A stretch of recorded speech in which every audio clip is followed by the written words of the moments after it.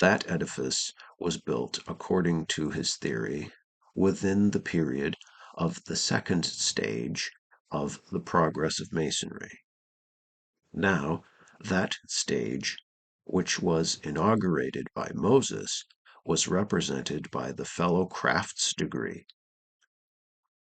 It was not until the coming of Christ that the master's degree, with its rites and ceremonies, came into existence, in the third stage of the progress of Masonry, which was represented by that degree. Indeed, in the following passage, he explicitly makes that statement. The ceremonies now known to Masons prove that the testimonials and insignia of the Master's Order in the present state of Masonry were devised within the ages of Christianity, and we are confident there are not any records in being, in any nation, or in any language, which can show them to be pertinent to any other system or give them greater antiquity. Footnote. Spirit of Masonry, Lecture 10, page 1062. It is passing strange that a man of Hutchinson's learning should, in this passage, have appeared to be oblivious of the mythical character of the ancient mysteries.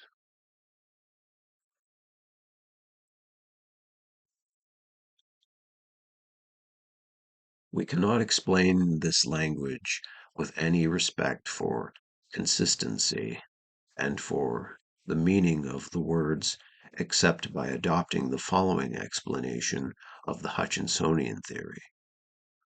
At the building of the temple, the masonry then prevailing, which was the second or fellow crafts stage, was merely a system of religious ethics in which the doctrines of the Jewish faith, as revealed to Moses, had been superimposed upon the simple creed of the patriarchs, which had constituted the first or apprentices stage of the institution.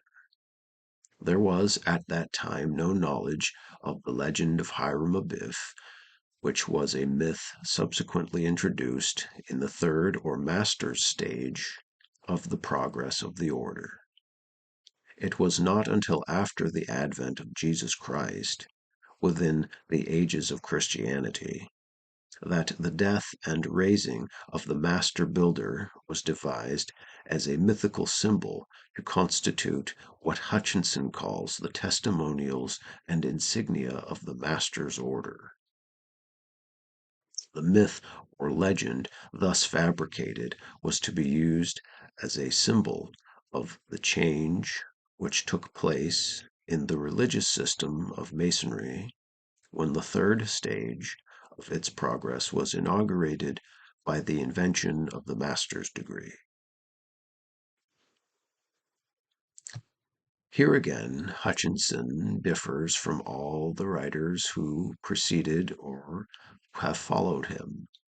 The orthodox doctrine of all those who have given a Christian interpretation to the legend of the third degree is that it is the narrative of events which actually occurred at the building of the Temple of Solomon, and that it was afterward, on the advent of Christianity, adopted as a symbol whereby the death and raising of Hiram Abiff were considered as a type of the sufferings and death, resurrection and ascension of Christ.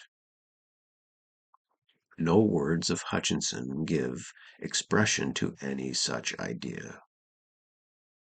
With him, the legend of Hiram the Builder is simply an allegory, invented at a much later period than that in which the events it details are supposed to have occurred, for the purpose of symbolizing the death and burial of the Jewish law with the masonry which it had corrupted, and the resurrection of this defunct masonry in a new and perfect form under the Christian dispensation.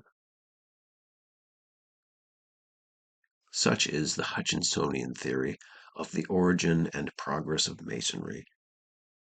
It is sui generis, peculiar to Hutchinson, and has been advanced or maintained by no other Masonic writer before or since. It may be summarized in a very few words.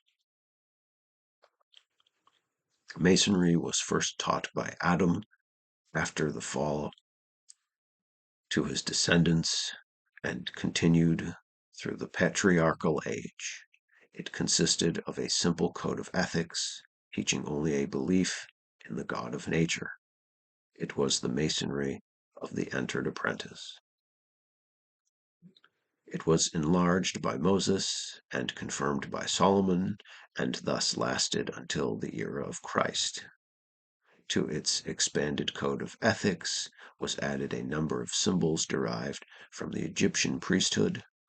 Its religion consisted in a belief in God as he had been revealed to the Jewish nation. It was the Masonry of the fellowcraft. The Masonry of this second stage becoming valueless in consequence of the corruption of the Jewish law. It was therefore abolished, and the third stage was established in its place. This third stage was formed by the teachings of Christ, and the religion it inculcates is that which was revealed by him. It is the Masonry of the Master Mason. Hence, the three stages of Masonry present three forms of religion. First, the patriarchal, second, the Jewish, third, the Christian.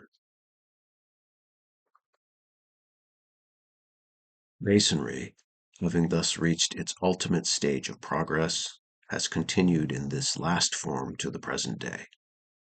And now Hutchinson proceeds to advance his theory as to its introduction and growth in England.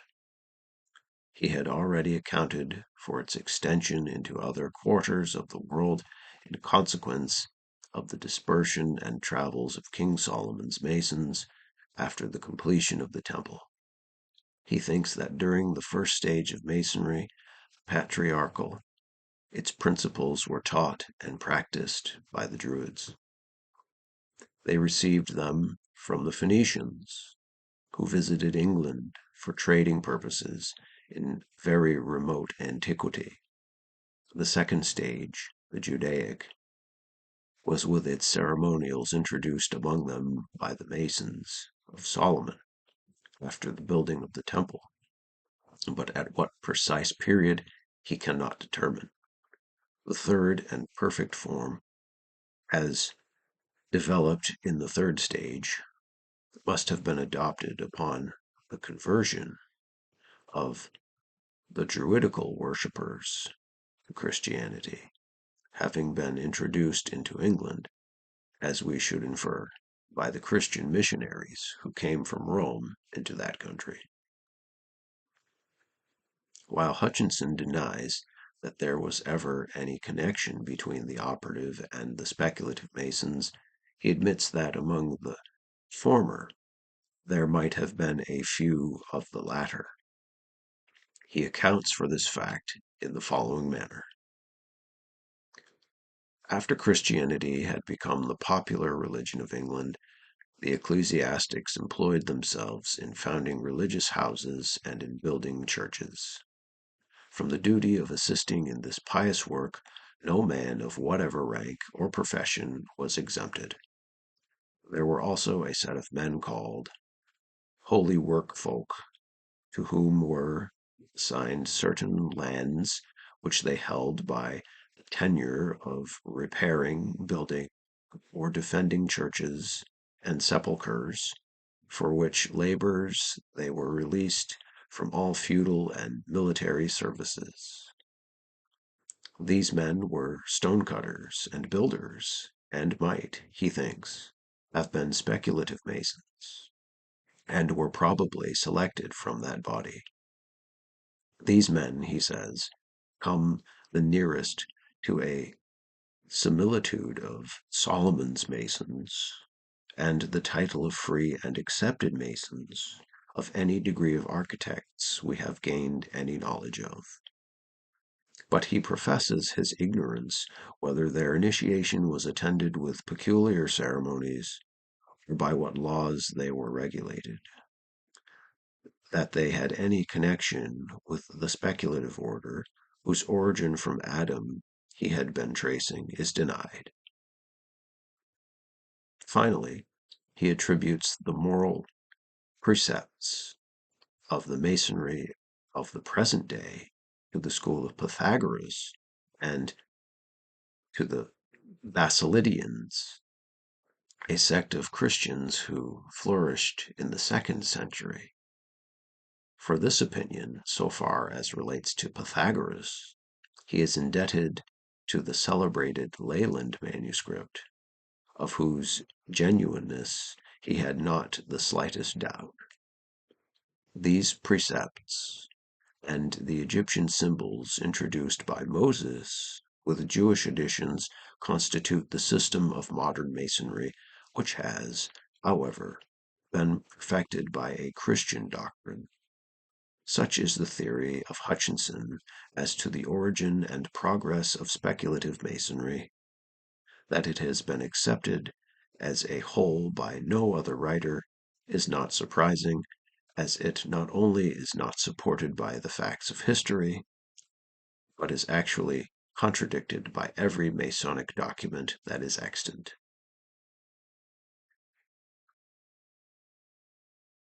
It is indeed a mere body of myths, which are not clad with the slightest garment of probability. And yet there are here and there some glimmerings of truth, such as the appropriation of his real character to Hiram Abiff, and the allusions to the holy work folk as showing a connection between operative and speculative Masonry, which, though not pushed far enough by Hutchinson, may afford valuable suggestions if extended to the searcher after historic truth in Freemasonry.